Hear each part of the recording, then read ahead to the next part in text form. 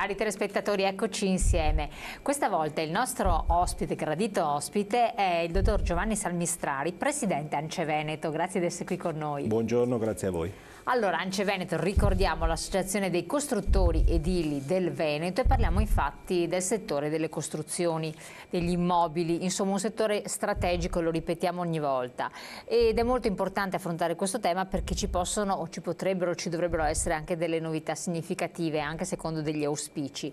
E io vorrei un po' fare il punto perché è stata recentissima la vostra assemblea annuale, oltre che un'assemblea naturalmente più locale, territoriale, e capire gli spunti che ne sono venuti. Sono due un po' le questioni. Da un lato avete trattato la rigenerazione territoriale, urbana, come può essere fatta, dall'altro la figura stessa imprenditoriale, come si evolve, diventa 4.0 in certo qual modo, e quindi un cambiamento anche molto importante, quanto la tecnologia può entrare nelle vostre imprese, e poi dall'altro invece a livello nazionale questioni anche di politica generale, il codice degli appalti e altre situazioni. Da dove incominciamo? Lei c'è stata l'assemblea annuale, no? Sì, direi di cominciare dal pezzo grosso. Beh, cominciamo sì dall'assemblea che si è tenuta a Roma, la nostra assemblea annuale tradizionale. Abbiamo avuto l'onore di avere Salvini e la chiusura di Toninelli. Diciamo che c'è sempre la massima attenzione per il nostro comparto. Devo dire che è un'attenzione che si ferma un po' troppo spesso agli enunciati e ai convegni. Tutti parlano dell'Italia, del mondo delle costruzioni, che sarebbe, anzi lo è sicuramente, un settore trainante per il nostro Paese, poi un po' si ferma tutto lì.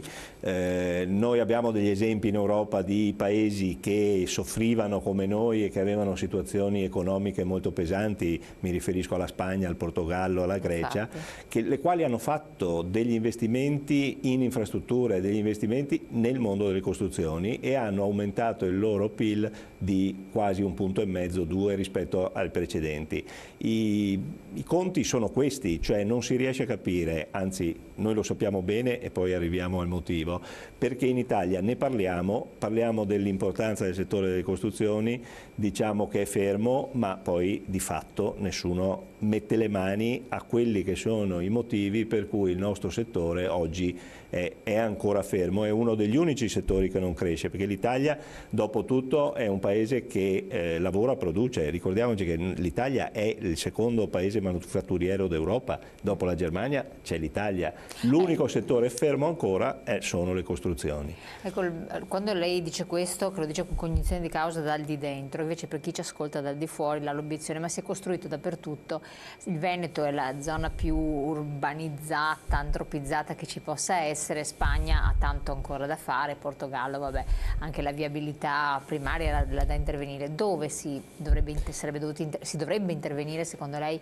con investimenti infrastrutturali per evitare una cementificazione che già c'è stata e è stata anche selvaggia?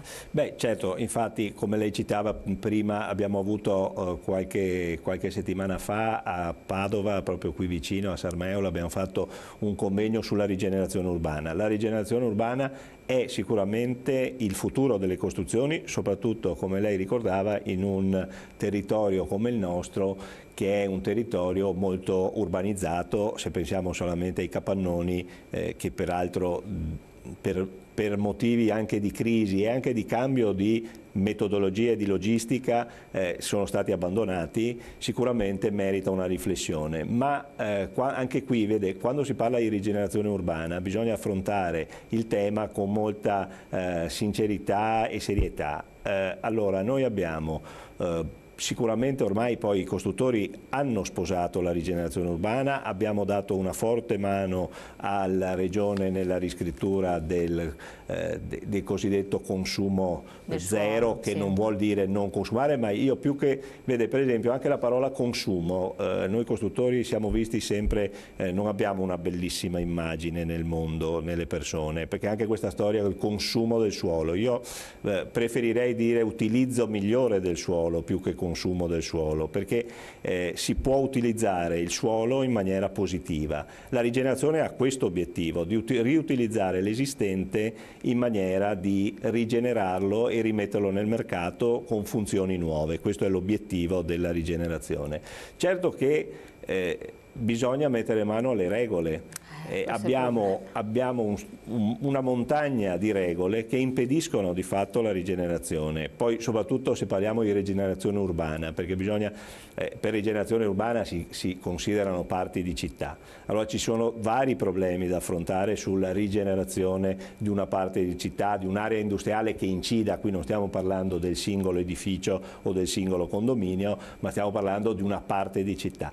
Per intervenire in una parte di città bisogna mettersi d'accordo. Ricordiamo che in Italia il 75-80% degli immobili sono di proprietà privata, per cui noi quando interveniamo in una parte di città ci dobbiamo trovare con una serie di cittadini, una serie di proprietari che non sempre hanno lo stesso obiettivo che potrebbe avere l'investitore o anche lo stesso comune, la stessa parte politica decisionale sull'intervento della città, per cui bisogna dare dei vantaggi, bisogna dare delle alternative, perché noi abbiamo dei brutti edifici, però sono occupati. Ci sono dei proprietari, ci sono degli inquilini, questa gente dove la mettiamo? Per cui quando si parla di rigenerazione bisogna dare anche delle alternative, bisogna creare gli spazi dove, cioè è un lavoro molto complesso e poi bisogna affrontare anche il problema di avere il coraggio di demolire e ricostruire.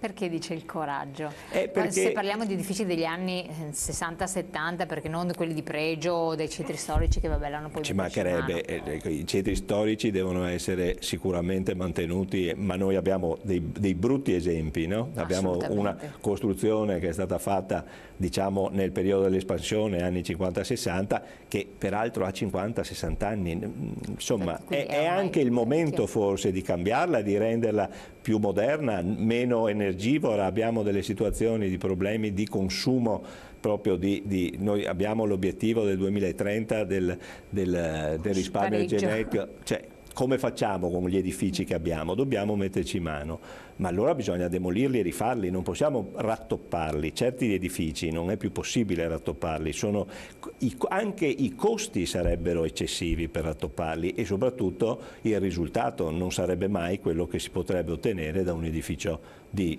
nuova costruzione con delle nuove concezioni, come diceva lei, edilizia 4.0, cioè con dei materiali nuovi, con delle tecnologie moderne e più performanti. Però bisogna avere il coraggio di demolire e rifare. Allora demoliamo, ma abbiamo un sacco di vincoli sul fatto della demolizione e ricostruzione. Siamo ingessati praticamente. Siamo abbastanza molto ingessati. La burocrazia, il problema dell'Italia fondamentalmente, lo dicono tutti, è la burocrazia, lo continuiamo a dire tutti, lo dicono i politici, lo diciamo noi imprenditori. È stato ribadito in Assemblea Nazionale. È stato ribadito in Assemblea Nazionale. Però, che risposta avete ottenuto? Ma le risposte, adesso non voglio essere polemico oltremodo, ma le risposte sono sempre molto positive, sono sempre in sintonia con quello che diciamo noi. Salvini ha detto che entro novembre rifarà il codice dei contratti degli appalti per cui... cosa vuol dire rivedere il codice degli appalti? Perché anche questo c'erano degli snodi molto particolari che servivano anche per tutelare da infiltrazioni malavitose, insomma, il settore che peraltro era già colpito pesantemente da questa anche nel nord Italia. Che cosa implica e quale potrebbe essere il vantaggio? Perché poi quando dice rifare ci vengono sempre i capelli dritti, perché quando si rifà una cosa in Italia...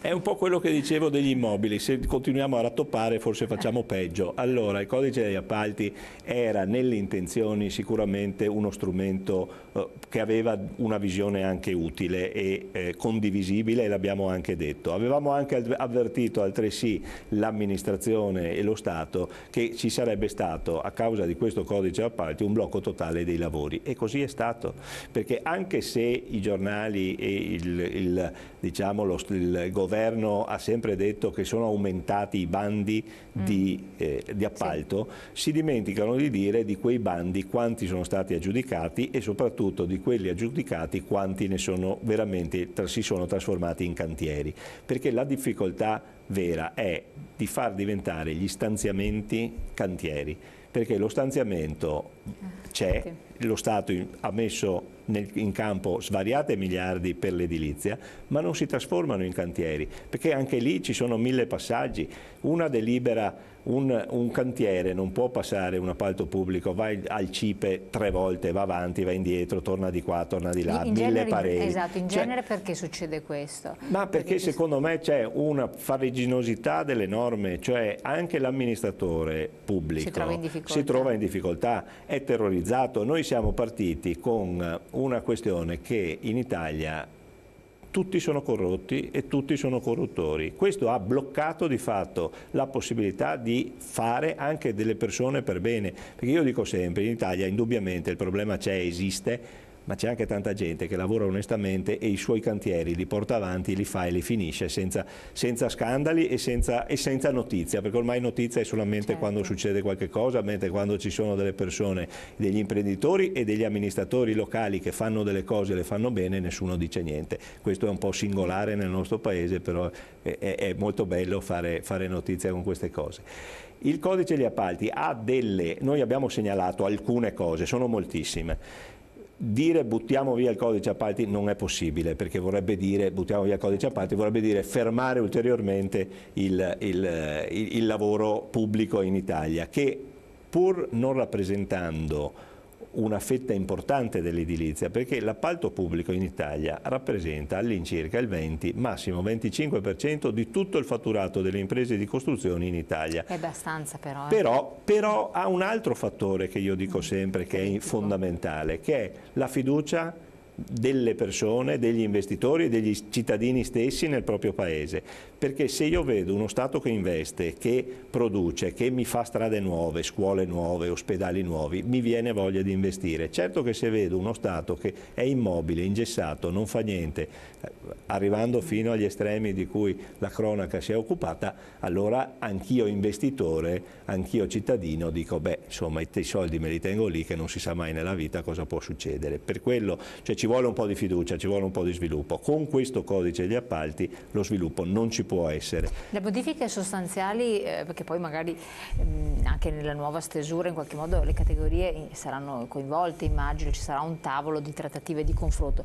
Dove dovrebbero andare a parare, in quale ambito? Secondo solo che è arrivato un messaggio, basta costruire, non c'è più un angolo verde, quando piove fa disastri. Ho capito che costruire sul nulla costa meno che buttar giù, però ormai siamo saturi.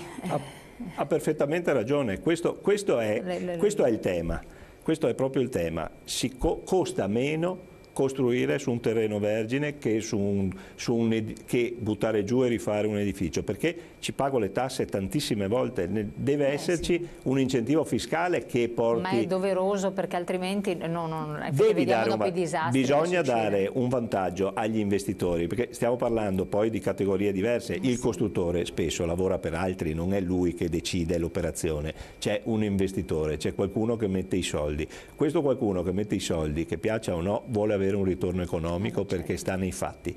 Allora perché dovrebbe andare a comprare una casa e ci paga le tasse, poi ci fa il progetto, cambio destinazione d'uso e ci paga gli oneri, poi rivende e ci ripaga? Quando compra un terreno paga gli oneri di urbanizzazione una volta sola e ha risolto i suoi problemi. Bisogna incentivare, cioè bisogna trovare degli strumenti fiscali che siano veramente vantaggiosi.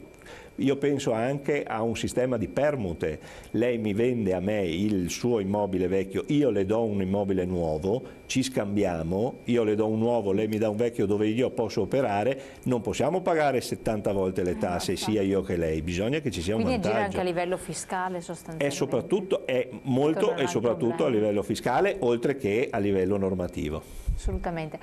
Poi vedremo anche un attimo concretamente questo codice degli appalti dove secondo voi bisognerebbe intervenire, quindi auspicabilmente agire, tra poco dopo la pubblicità.